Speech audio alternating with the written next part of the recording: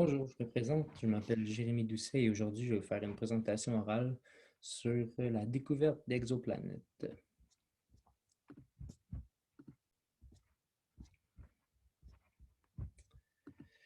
Alors, les toutes premières exoplanètes ont été découvertes il y a vraiment pas longtemps, à peu près 20 ans.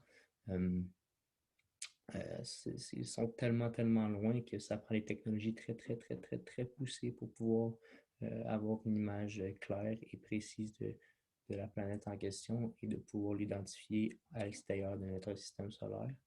Ce que c'est qu'une exoplanète, en fait, c'est une planète qui est en orbite autour d'une étoile comme nous, on est en orbite autour du Soleil, sauf qu'à l'extérieur de notre système solaire, bien sûr.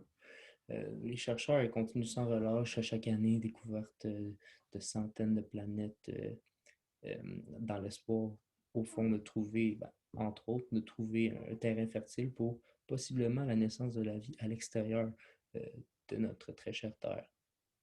Une raison pour laquelle c'est très récent, comme j'ai dit, c'est parce que ça prend des technologies très poussées et au cours des dernières années, les moyens de détection se sont améliorés de façon incroyable. Et comme on voit, écrit en bas, en 1995, il y avait seulement 8 planètes répertoriées dans notre système solaire. Et aujourd'hui, en 2021, on en compte plus de 2000 partout au travers du cosmos. Donc, pour la présentation, je vais commencer par parler de la méthode par imagerie directe avant de passer aux méthodes qui sont dites indirectes à l'aide de calculs et d'appareils. Euh, il y a la méthode du transit, la méthode de la vitesse radiale et la méthode de la micro-lentille gravitationnelle. On va commencer avec la méthode d'imagerie directe. Pour la méthode de l'imagerie directe, il faut dire que c'est vraiment quelque chose quand on arrive à voir la planète avec un outil comme un télescope très loin à l'extérieur de notre système solaire. Excusez-moi. Euh, la raison pour laquelle c'est si difficile de pouvoir voir des planètes de cette méthode-là, c'est parce que les planètes sont tellement proches de leur étoile comparé à nous de l'étoile en question autour de laquelle ils font l'orbite que euh, les étoiles, ils produisent tellement plus de lumière que la planète la planète est noyée complètement et on la perd dans la tache d'airain qu'on appelle, qui est placée en haut à droite de la diapositive. Euh, c'est en fait la diffraction de la lumière qui fait que euh, dans le télescope, on ne peut pas voir parfaitement les planètes partout autour de l'étoile. Pour pouvoir les voir, ce qu'il faut faire, c'est qu'il faut bloquer la lumière en-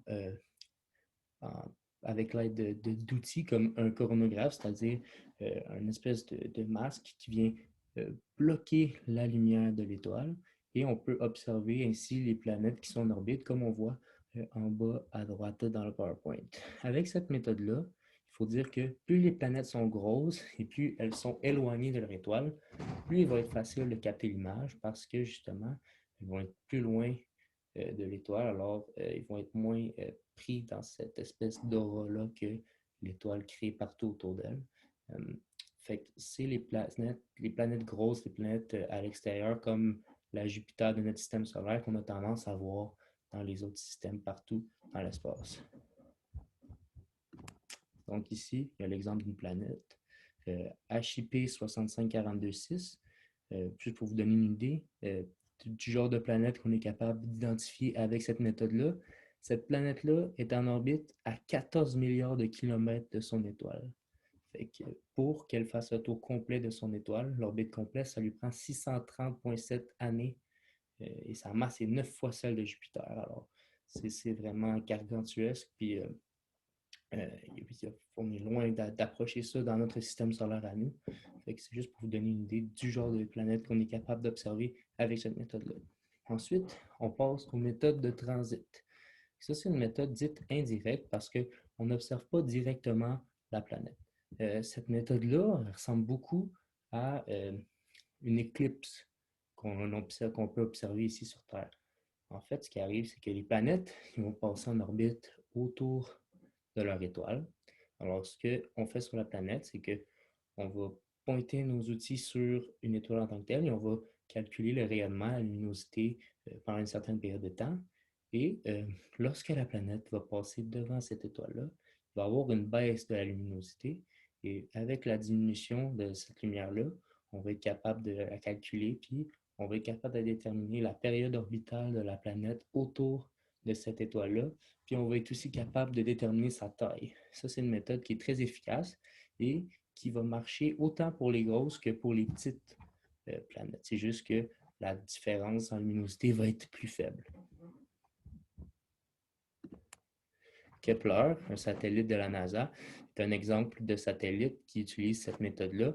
Et au cours de ses missions, il a répertorié plus de 2662 exoplanètes partout au travers du cosmos, ce qui est exorbitant comme montant.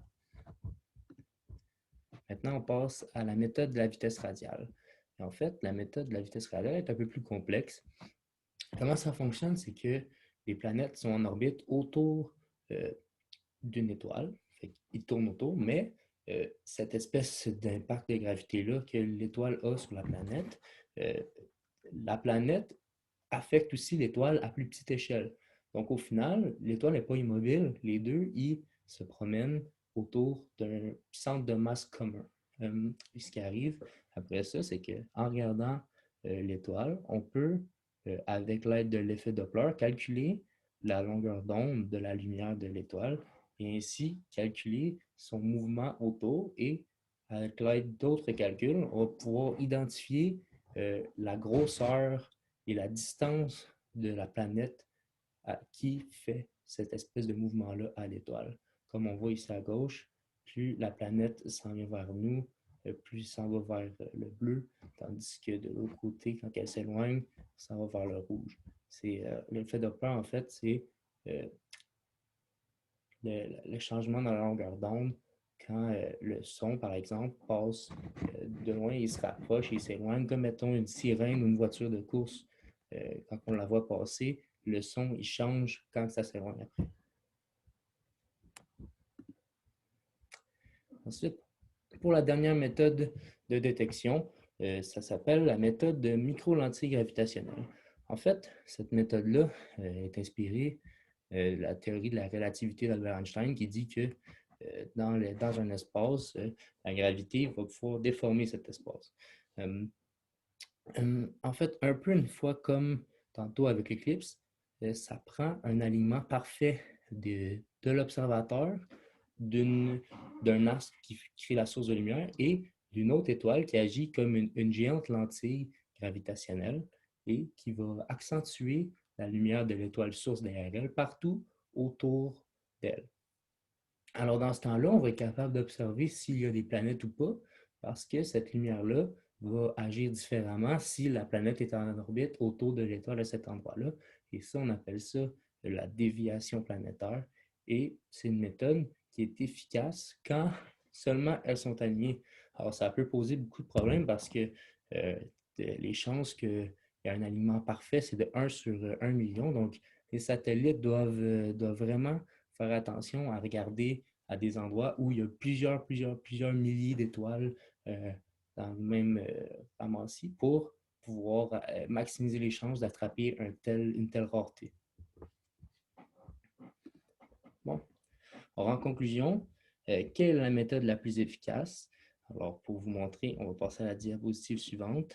Ici, on a un graphique du nombre de planètes découvertes en fonction de la méthode. Et on voit clairement que la méthode de transit est 100 fois plus efficace que toutes les autres méthodes ensemble combinées.